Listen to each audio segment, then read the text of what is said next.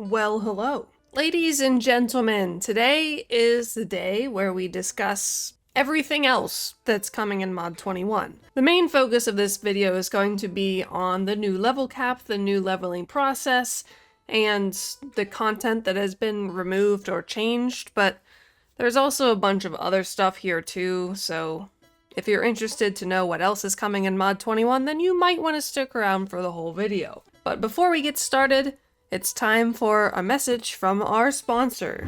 Today's video is sponsored by the Training Room.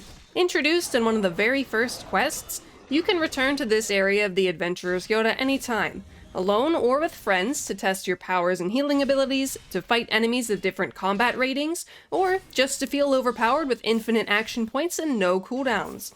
Check it out today. Disclaimer: these options, along with summoning enemies, will place you in combat and you will not be able to leave until everything is disabled. Availability of these features is subject to change. Fantastic! The Training Room has been an invaluable resource for me while testing out the Bard, and I'm sure it will be helpful for you as well. Of course, there's a few more features I would like to see added, but as it is right now, it's still very helpful. Okay, now let's talk about the most important thing. First and foremost, Neverwinter's level cap has changed once again, this time from level 80 all the way down to level 20. Now, why is that? Well, if you've ever played Dungeons & Dragons, which I have not, but if you have, you may understand this reasoning, and that's just because that is the max level that your character can be in traditional Dungeons & Dragons. So, considering that Neverwinter is a Dungeons & Dragons based game, it does kind of make sense that the level cap would be brought in line with that. And as a result, the entire leveling process has been reworked and some content has been removed to kind of really streamline the process and bring players to the endgame content much faster. And I can verify that this did actually happen, and it's not something that they just said they are going to do. So one of the very first things that you're going to notice if you start leveling a new character is that you no longer gain any experience points. And now I hear you over there thinking, wait a minute, if you don't gain any XP, then how are you going to level up? And to that, I have to tell you, it's pretty simple, really. You level up based on your story progression instead of just how much XP you have. So as you move through the storyline, you will gain certain quests that upon completion will grant you an additional character level. This will help prevent players from falling behind, because there have been instances, and I'm sure you've probably experienced this yourself, where you're just playing through normally and eventually you end up in a place where you are either a lower character level than the area designates, or you are overleveled and your character level is technically too high for the area you're meant to go to next. So with this new system, that will no longer happen, and everyone will be the same always. Now, another question you may have is, well, if there's no more XP, then what happens after you're level 20? After your max level, there's always been, well, not always, but there has been like overlevel rewards where after you fill up the XP bar again, you claim an additional reward. Well, luckily for us, that still happens, and you still gain progress on that bar by completing similar tasks like killing stuff and completing quests. I've also heard on the grapevine that the rewards you get from overleveling are actually pretty good. So you'll have to let me know what kind of good stuff you guys are getting from that, because I would like to know. Now, another question, based on what I've said earlier, you're probably wondering, well, Silver, you said that the leveling process has been changed. You just talked about XP. What is actually different about leveling? And I will tell you, and the answer to that question is adventures. Adventures are essentially the storyline quests that you complete in order to level, and after that, there are more adventures. Some of the existing campaigns have been turned into adventures. So we have Undermountain, Elemental Evil, the Dwarven King, the Maze Engine, and Acquisitions Incorporated are now adventures. This means they will be easier to complete and take less time, I imagine. I can't say that with 100% certainty because I've not done it, but I have heard someone say that Acquisitions is less grindy and stuff, and it's nice. So yeah, you also get boons and additional rewards for completing them.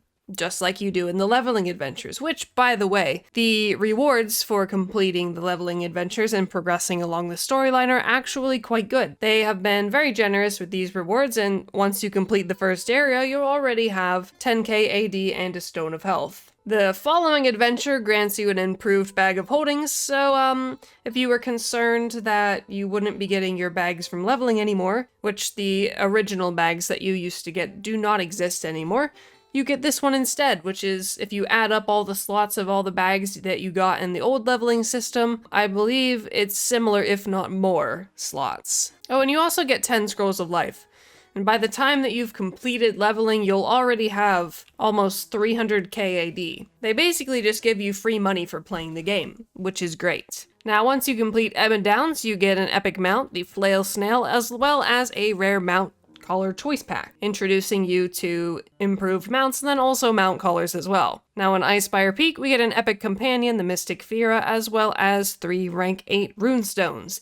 There is one smallish issue with that, and it's the fact that we are getting runestones before being introduced to companion equipment. I leveled this character to level 20 on preview and still have not received any companion equipment, so I have nothing to do with these runestones anyway. Next up is the Chasm, or the Chasm, depending on how you feel like pronouncing it today, and with that you will get 3 epic insignia choice packs and 4 single stat enchantment choice packs. And then finally, Whispering Caverns, you get a bunch of AD and a rank 8 weapon enchantment choice pack. Congratulations, everyone now gets a weapon enchantment for free. Okay, now since I've gone over that, you can probably infer the zones that you'll be going through in order to level your character, and they do go through the order that I just described the rewards in, and those are the only zones that exist to level. So which maps have been removed? Luckily for you, I can answer that question for you.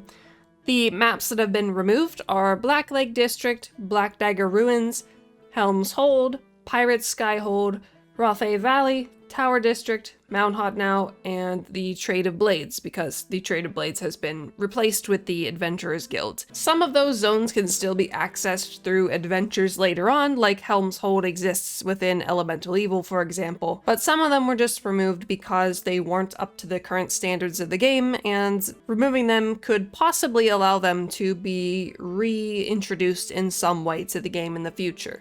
There's not a guarantee that that will happen, but that does open up that possibility. It is sad that that content is being removed because there are a lot of people who have fond memories of that content, but it really has scaled down the leveling process quite a bit.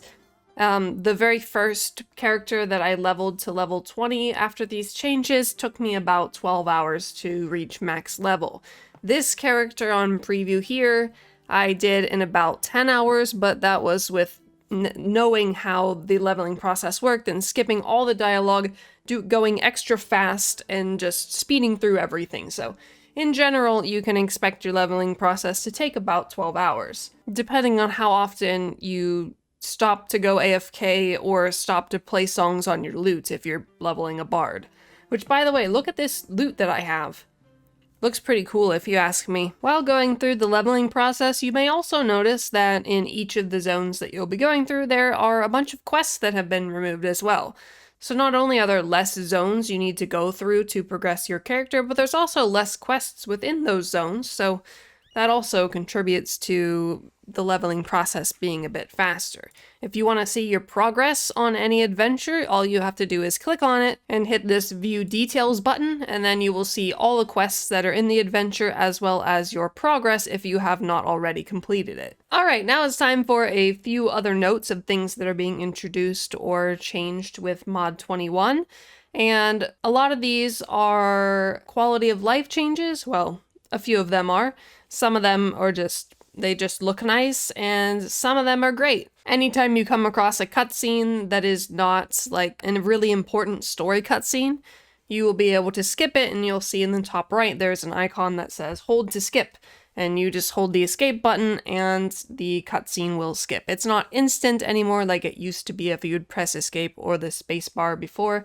I am a little bit sad about that, but it is also nice to know in advance which cutscenes you can and cannot skip. The next thing that I would like to bring up is that Azure enchantments, you remember they used to give an XP bonus when put in the utility slot. So instead, they now have movement speed. Yes, that's right, movement speed has been added once again to an option to put in your utility slots, although I'm not sure if it's really necessary or desired now that you can put Forte in there.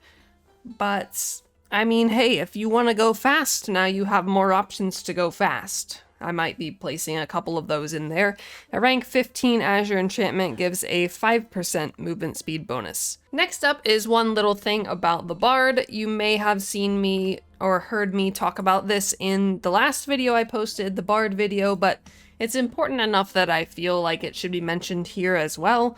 Playing the Bard can be pretty complicated, but luckily there's an entire section of the keybinds menu dedicated to the Bard's notes and all of their keybinds. So if the standard keybinds don't work for you, the 1 through 8, sorry, you can go ahead and change that to whatever you see fit. Personally, I added a secondary binding to the numpad. I find the numpad much easier to play songs on. It's a lot more consolidated, don't have to move my fingers as much, and it's like right next to the mouse too, so that's pretty great. Next thing is something that you will probably have already known by the time you're watching this if you've gotten to try out the preview server at all, and that is that the loading screens have been changed. Not only just the loading screen when you boot up the game, but also every loading screen whenever you load anywhere. It looks a lot cleaner now, and I think that's just been the goal for them, is to make the game look more modern, polished, and cleaner.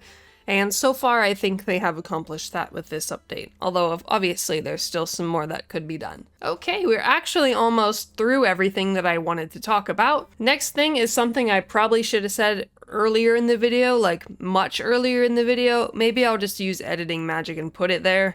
But you now choose your Paragon at level 11 instead of level 30. So right about the halfway point, you can go ahead and decide your future for your character. Instead of having to wait all the way until you're 30 years old, you can now choose it at the ripe young age of 11. Okay, one last thing that I want to mention, and this is going to be a very brief one, but just a little hint for you when you're leveling, just check all of the mimics. You can find some pretty useful stuff in there now. This person's playing a pretty nice song and has been playing in the background of the video the entire time. So I just wanted to applaud them because they're doing a really nice job providing background music for me.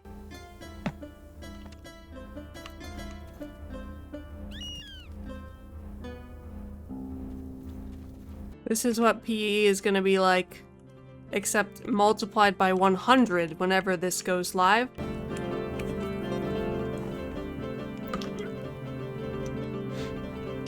Anyways, that's it from me for today. Thank you all for watching or listening or whatever. I hope you have found this video to be informative, useful, and or entertaining. Hopefully all of the above, but as long as I hit one of those checkboxes, I'll consider this a success. I have a feeling I forgot something, but that's pretty typical with me, and if I don't forget something, then you gotta check if I have a fever or something, because that's just kinda how I am. And with that, I will go. Have a good life, and try not to make your fingers bleed from plucking the strings on your lute too much. Okay, bye!